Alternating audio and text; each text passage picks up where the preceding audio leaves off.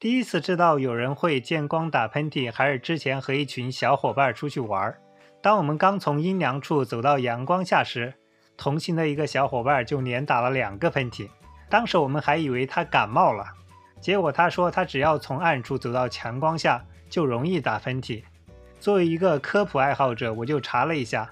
发现原来不只是他，这个世界上还有10%几到35%的人都有着同样的困扰。这种现象被称为光喷嚏反射，指的是有些人在突然遭到强光照射时就会忍不住的打喷嚏。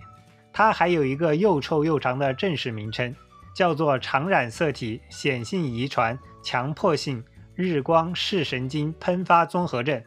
英文首字母的简写 ARCHU。 这应该是一位和我一样自以为有一点幽默感的科研狗给取的，算了，我们这里就叫它见光打喷嚏吧。作为一种几千年前就被记录了的一种现象，哪些名人对它进行了研究？它背后的原因又是什么呢？今天就让我们来看一看。用大白话聊有趣的科学，我是包包子。对于见光打喷嚏，其实最早记录这种现象的人是古希腊的哲学家和科学家亚里士多德。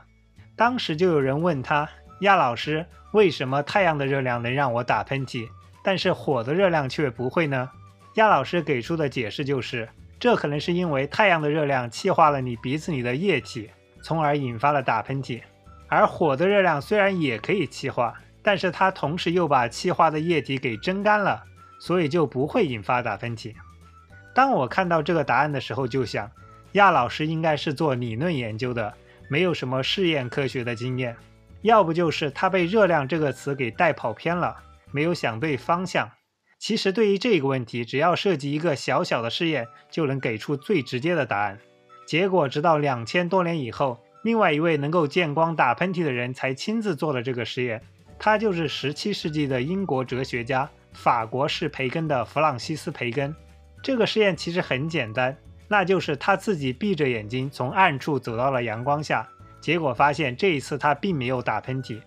这说明见光打喷嚏和太阳的热量没有什么关系，而是和太阳的光有关。不过当时培根给出的解释是，太阳光刺激了眼睛，产生了眼泪，而眼泪流到鼻子里就引发了打喷嚏。尽管现在我们知道这个解释是错误的，但是它比亚老师的答案往前迈进了一大步。科学就是这么一步一步向前发展的。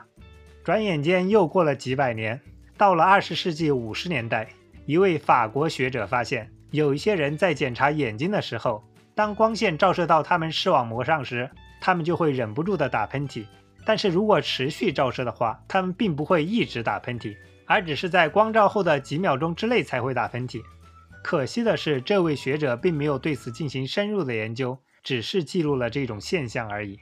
光喷嚏反射这个词直到1964年才被提出来，但是相关的研究依然很少，都只停留在一些零星的记录上。例如在1989年的克利夫兰临床医学杂志上就记载了这么样一个病例，一位患有癫痫的中年女性说自己非常的容易打喷嚏，一见到光就会打喷嚏。而有另外一种疾病就叫做光敏性癫痫，它是由于一些高频率的闪光或者是光线引发的一种癫痫。既然都是对光的一种反应，那它们两者之间究竟有没有什么样的联系呢？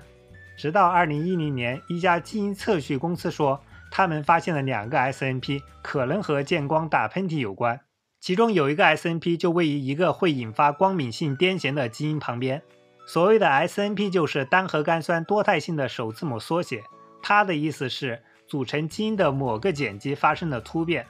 这个发现貌似增加了见光打喷嚏和光敏性癫痫之间的相关性，但是我认为二者的相关性是非常弱的，至少直到目前为止，并没有更多的相关研究来证明它，所以它只是基因序列分析上的一个微弱的证据。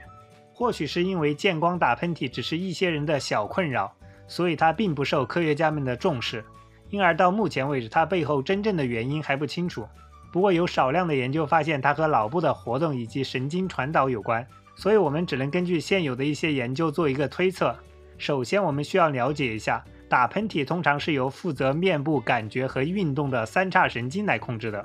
当它感受到鼻子受到刺激之后，就会做出打喷嚏的反应。而当大量的强光照射眼睛时，就可能会导致视觉皮层过度的兴奋，在光信号通过神经系统传入大脑，或者是又从大脑传回来进行瞳孔收缩的这一系列的过程当中，就有可能让三叉神经也感受到了它们过度兴奋的电信号，